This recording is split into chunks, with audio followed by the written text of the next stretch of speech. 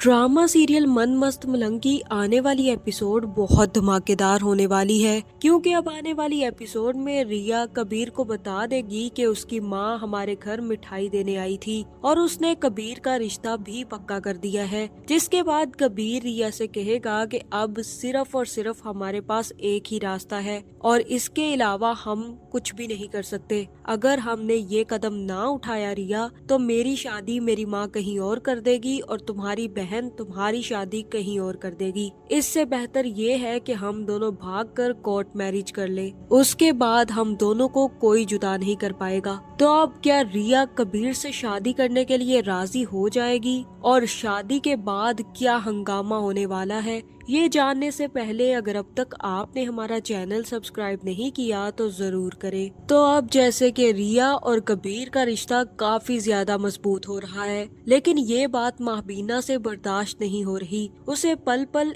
इसी बात का डर है कि कहीं कबीर रिया से शादी का फैसला न कर ले और कहीं कबीर रिया को लेकर कोर्ट मैरिज न कर ले। इसी वजह से उसने अब कबीर का रिश्ता ढूंढना शुरू कर दिया है। दूसरी तरफ उसे ये भी डर है कि कहीं उसकी बेवफा बहू कहीं अपनी बहन की शादी के लिए कबीर को राजी न कर ले। इसी वजह से महबीना अब रिश्ता ढूंढेगी और कबीर की हाँ जाने बगैर ही रिश्ते के लिए हाँ कर देगी। जहाँ इस बात का भी वफा को भी पता नहीं चला कि महबीना कबीर का रिश्ता पक्का कराई है और वो अपनी बहन से कहेगी कि बस तुम इसी तरह कबीर को अपनी तरफ करने की कोशिश करो। अगर इसी तरह तुम चालें चलती रही और कबीर तुमसे इम्प्रेस होता रहा तो कोई भी लड़की हो, चाहे रिया ही क्यों ना हो, बहुत दूर चली जाएगी और कबीर सिर्फ और सिर्फ तुमसे शादी करेगा। जहाँ फिर मिन्हा कहेगी कि आप ही ये मुमकिन नहीं है जब तक महबीना है।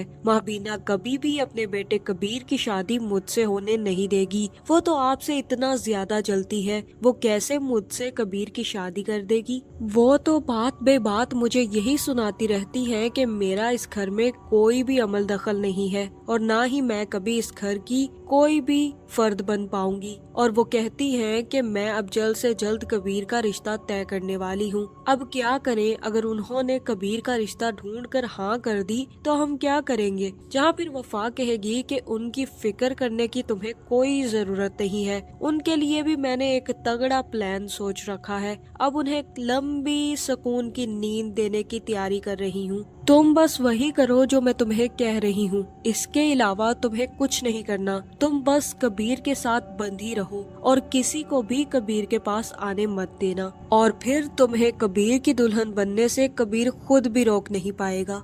जहाँ फिर मिन्हा कहेगी कि आपा ये सब करना क्या सही होगा, अगर आपने माही जी को मार दिया तो हम पर केस हो जाएगा और हम जेल चली जाएंगी, आप ऐसा मत करना। और तब वफा कहेगी कि मैं ऐसा बहुत अच्छे से प्लान करके करूंगी, तुम्हें फिक्र करने की जरूरत नहीं है, हम फंसेंगे ही नहीं। ऐसी मौत दूंगी उसे कि वो खुद भी पहचान नहीं पाएगी कि उसकी मौत आ गई है। जहाँ दूसरी तरफ कबीर भी रिया को लेकर समंदर पर पहुँच जाएगा और कहेगा कि मुझे तुमसे बहुत जरूरी बातें करनी है। जहाँ फिर कबीर रिया से कहेगा कि हाय तुमने मेरे लिए गोली खा ली थी, मुझे तब बहुत अच्छा लगा, लेकिन अगर तुम्हें कुछ हो जाता तो मेरी तो जान ही चली जाती। कितनी परवाह है ना तुम्हें मेरी, इसीलिए तुम अपनी बहन की गोली के आगे आ गई। तुमने तो मुझे रिया डरा ही दिया था उस दिन, लेकिन फिर मुझे सुकून आ गया जब तुम बिल्कुल ठीक हो गई। और तुम्हें पता है मैंने तुम्हारी बहन की बहुत क्लास ली थी उस दिन। मैंने उससे कहा था कि अगर तुम्हें कुछ हो गया तो मैं उन्हें जिंदा नहीं छोड़ूंगा। आखिर तुम मेरी इतनी परवाह करती हो तो मैं तो तुम्हारी इतनी परवाह कर ही सकता हूँ। जहाँ पे रिया कहेगी कि खुश फहमी है तुम्हारी, मैंने तो वो सब अपनी बहन को बचाने के लिए किया था। अगर उस दिन तुम्हें गोली लग जाती और तुम मर जाते तो मेरी बहन तो सीधा जेल जाती ना, इसीलिए मैंने उनके हिस्से की गोली खुद पर खा ली और तुम इस खुशफहमी में हो कि मैंने तुम्हारे लिए वो गोली खाई है। जहाँ फिर कबीर कहेगा कि अगर ये खुशफहमी भी है तो मैं इसमें सारी जिंदगी गुजार देना चाहता हूँ। और रिया कबीर से कहेगी कि ऐसी खुशफहमी में पूरी जिंदगी गुजारने से बेहतर है कि कि बंदा मर जाए। जहाँ फिर कबीर रिया से कहेगा कि ठीक है मैं मर भी जाऊंगा, लेकिन एक दफा तुम अपने हाथों से गोली मार कर देखो। जिस दिन तुम अपने हाथों से मुझे गोली मारोगी ना, उस दिन मैं मर जाऊंगा और कोई भी मुझे बचा नहीं पाएगा, भले वो डॉक्टर्स हो या मेरी माँ की दुआएं। अगर रिया के हाथ से गोली खाई है तो मैं जिंदा नहीं रहूंगा। जहाँ फिर रिया को ठंड लगने लग जाएगी और उसी टाइम कबीर अपनी शर्ट उतार कर रिया के गिर्द दे देगा। जहाँ मुझे तो ये समझ नहीं आई कि एक पतली सी शर्ट कैसे रिया की इतनी ज्यादा सर्दी रोक सकती है। जहाँ फिर रिया वही शर्ट पहने हुए घर वापस आ जाएगी, इस बात से अनजान कि उसकी बहन कुत्ते की नाक रखती है और वो सूंघती सूंघती रिया की शर्ट भी सूंघ लेगी। जहाँ फिर हमेशा की तरह अस्मा दरवाजे के पास ही खड़ी होगी और रिया को देखकर कहेगी कि आ गई तुम, ये शर्ट अब किसकी है? या फिर ये शर्ट भी तुम्हें रुमाल की तरह जमीन पर गिरी हुई मिली है, या फिर किसी ने बहुत ही मोहब्बत से तुम्हें सर्दी से बचाने के लिए उड़ाई है? सच सच बता दो रिया, कहाँ से आ रही हो और किसके साथ चक्कर चल रहा है? अब तुम झूठ नहीं बोल सकती, क्योंकि अब तुम्हारा राज मेरे सामने फाश होता जा रहा है। रोज जब जब तुम आती हो तो बहुत ज्यादा खुश होती हो और इससे मुझे पता चलता है कि तुम किसी से मिलकर आ रही हो, और पहले रुमाल लेकर आ गई और अब ये शर्ट। तुम्हारे बदले हुए रंग सब कुछ बता रहे हैं रिया। इससे पहले कि मैं खुद पता करवाऊं, तुम मुझे सच सच बता दो कि किससे मिलती हो। अगर वो कबीर है तो उससे मिलना छोड़ दो, क्योंकि अगर तुम्हारे बारे में मुझे ये पता चला कि तुम कबीर से मिलती हो तो मैं खुद अपने हाथों से कबीर को गोली मार दूंगी और इस दफा तुम उसे बचा भी नहीं पाओगी। इसलिए बेहतर यही है कि तुम उससे दूर रहो। और अगर तुम ये सोच रही हो कि वो तुम्हारा पुराना मंगेतर है और तुम दोबारा से उससे शादी करने की तैयारियों में हो, तो ये भी अपने दिमाग से निकाल दो, क्योंकि मेरे होते हुए तुम्हारी और कबीर की शादी कभी नहीं होगी और ना ही मैं ये शादी होने दूंगी। अपने ख्वाबों को रिया ख्वाबों तक ही रखना। इसलिए बेहतर यही है कि तुम अब मुझे सच सच बता दो कि किससे मिलकर आ रही हो, ताकि मुझे ये परेशानी ना रहे कि तुम कबीर से मिलती हो। जहाँ फिर रिया कहेगी कि अस्मा आपा, वाह, आप तो मुझ पर ऐसे नजर रखती हैं जैसे मेरी हर सांस से पूछ लेंगी कि रिया कहाँ है। आपको क्या मिलता है मुझ पर इतनी नजर रखकर? क्या बताना क्या चाहती हैं आप मेरी माँ तो नहीं है, आप मेरी बहन है और मैं अब बड़ी हो चुकी हूँ, मैं अपने फैसले खुद कर सकती हूँ। लेकिन चलें, फिर भी मैंने कभी आपसे ये बात नहीं पूछी कि वो कौन सी मन्नत है जो हर जुमेरात को आपको दरगाह तक ले जाती है, और वो मन्नत जो पूरा होने का नाम तक नहीं ले रही। अब मेरा मुंह मत खुलवाइए तो ज्यादा बेहतर होगा। आपा अपने काम से काम रखे और मेरे आने जाने पर नजरें रखना छोड़ दे, क्योंकि अगर मैंने आपके आने जाने पर नजरें रखना शुरू कर दी ना, तो आपका ये बना बनाया जितना भी खेल है सारा का सारा फाश हो जाएगा। इसलिए बेहतर यही है कि आप वो काम करें जो आप करती हैं और मुझ पर नजर ना ही रखें तो ज्यादा बेहतर होगा। जिसके बाद रिया अस्मा को कड़वी कड़वी सुनाकर वहाँ से चली जाएगी, जहाँ अब अस्मा को भी यकीन हो रहा है कि ये लड़की कबीर के चक्कर में ही पड़ी हुई है। इसी वजह से आज इसने अस्मा और वाजिद का राज फाश करने का कह दिया है और अब अस्मा को ये डर लग गया है कि अगर कभी वो रिया और कबीर को एक साथ देखकर उनसे कुछ कहेगी तो वो वाजिद और अस्मा का राज सिकंदर के सामने खोल देंगे। जहाँ फिर दूसरी तरफ माँ बीना भी पीछे नहीं हटेगी, वार पर वार करती जाएगी और कबीर का रिश्ता तय करके मिठाई लेके अस्मा के घर पहुँच जाएगी। जहाँ फिर सबसे पहले वो अस्मा से मिलेगी और कहेगी कि कैसी हो अस्मा, बड़ी उम्र होती जा रही है तुम्हारी। मैं तो तुम्हें एक खुशखबरी देने आई थी, बल्कि जल्द ही तुम्हें दूसरी खुशखबरी भी देने आऊंगी।